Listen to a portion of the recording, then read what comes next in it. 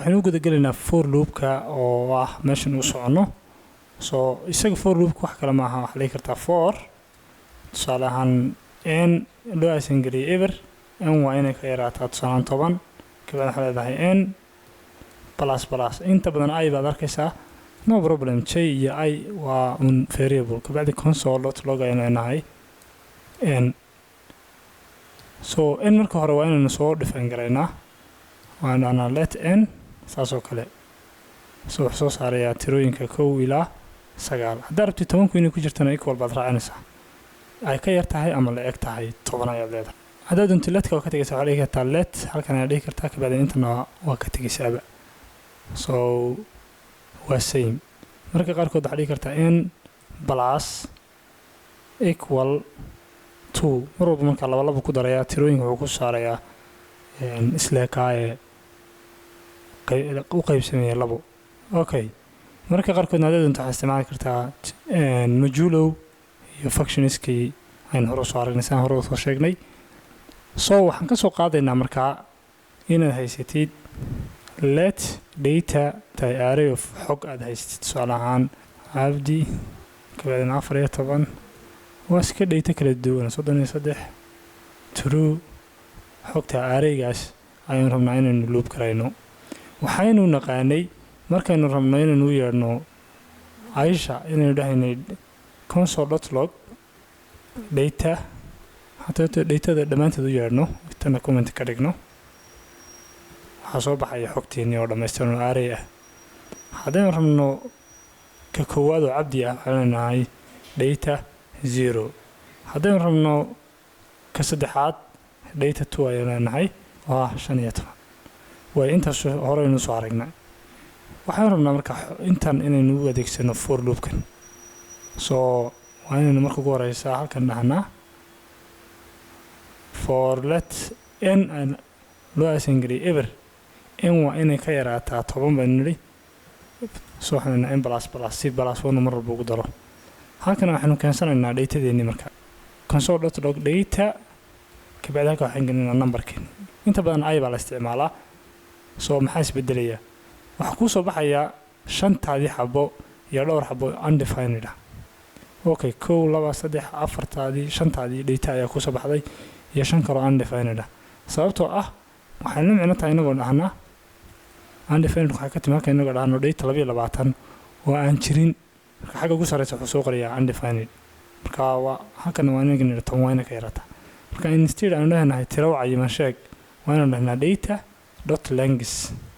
oo dot length maxaa qabanaysaa tiradeedii ha ka yaraato ayaan isticmaalaynaa leekaanshahan waa ka tegaynaa soo adeer 5taadii xaba ayaa ku soo baxday dot length maxay qabanaysaa data dot length waxay ku soo saaraysaa tirada arraygani ay ka kooban tahay oo ah 5 marka halkan waxay u leedahay n waa inay ka yaraataa 5 sidaa darteed wuxuu soo qorayaa ever ilaa 4 nice marka qaabkan waa qaab yara dheer qaab fudud ba marka jiro javascript ay leedahay qolado for of soo aan leenahay for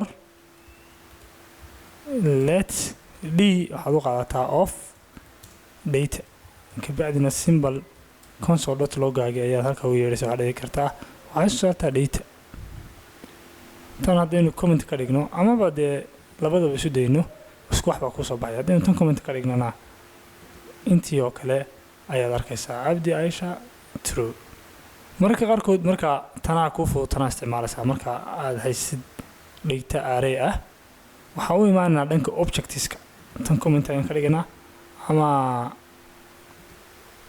xaggan man objective inaan sanadsan waxaan let qof objectigan waa san garee soo taan namekiisii waxaa tiri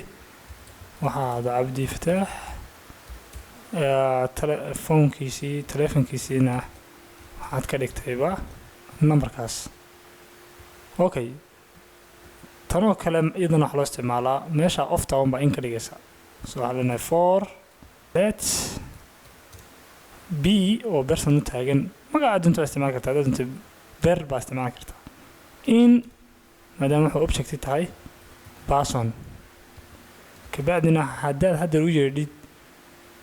b dan waxa ku soo baxaya object keys wax la dhaho oo ah name iyo phone. Okay, oo waxaynu naqaanay haddaynu dhahno console.log sidii aynu casharadii hore kusoo qaadanay person.name haddaynu dhahno inuu inoo soo bixi jiray cabdifataax, haddaynu foonkiisa weydiinana uu inoo soo bixi jiray numberkaas. amaba aynu isticmaali karnay qaabkan oo ah marka tusaale ahaan tan oo kale space u dhexeyso oo ay string tahay, waxaan dhahaynay tusaale ahaan person phone-ka qofka ii soo saar oo soo baxay telefonkiisa. marka maadaama aynu for intan haysano array key haysano phone iyo number iyo magacii baan leeyahay, maxay noo diidanaa no person kabacdina bd aynu dhex gelino inagoo tusaalaha ka qaadanayna qaabkaas. tan haddaynu comment ka dhigno waaynu dhahno run nice, waxay noo soo baxaya cabdifataax iyo numberkiisi. haddaynu xataa kusoo darno age oo aynu dhahno tusaale ahaan 25 tusaale weeye, waxay noo soo baxaya daadiisa ayay noo soo baxaysa. so haddaynu doono labada midba waa isdhex gelin karnaa. sidoo kale tan hore haddaan ku noqono .langaskan uma baahnid mar walba tiradii inaad kordhisid, oo haddaad halkan mid kale kusoo dartid oo aad kusoo dartid qof kale data kale kusoo dartid, tan laftigeeda data kale haddaan kusoo darno waxa weeye waxaa kusoo baxaysa datadii aad u yeedhay ayaa kusoo baxaysa. langaska hadda 6 bay noqdeen. tanaan commentiga ka dhigay, tanaan commentiga ka qaadaya. marka tii ugu dambeysay xataa waa ka data uu la socdaa. marka for in iyo for offna waxay ku kala fiican yihiin, midna loo adeegsadaa arrayska, midna objectska ayaa loo adeegsadaa. okay,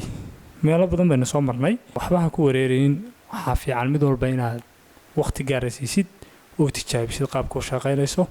inta badanna waxa loobiska loo intan ay ku meeraystaan oo ama ku wareegaan functional kale for each la dhaho iyo map iyo baa jira, laakiin casharada dambe functionska markaynu gaarno ayaynu ku qaadan doonaa. aad iyo aad ayay mahadsantihiin, wabilaahi tawfiiq.